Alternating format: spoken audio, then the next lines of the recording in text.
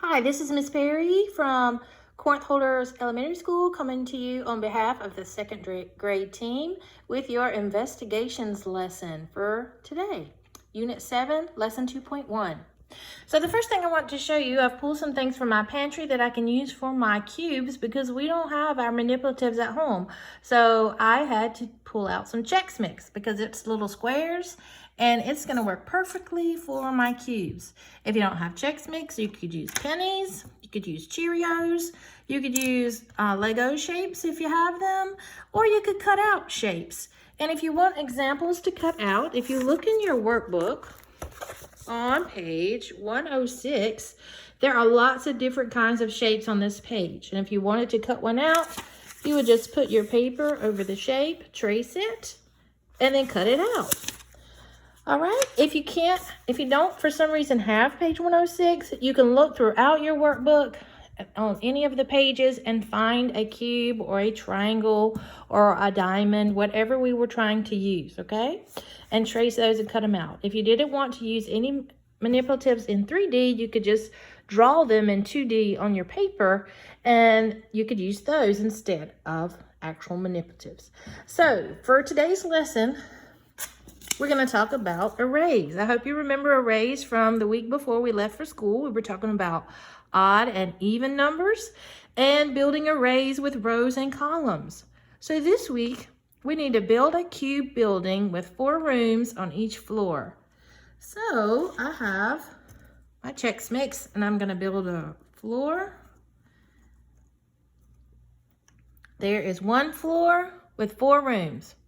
So this one floor is the same thing as a row. If my building has 2 floors, how many rooms are in the whole building? Well, my building has to have the same amount of floors, same amount of shapes on the second floor as it had on the first floor.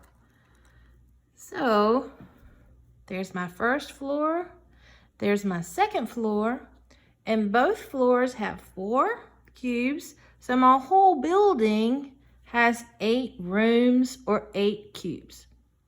If my building has 2 floors, how many rooms are in the whole building?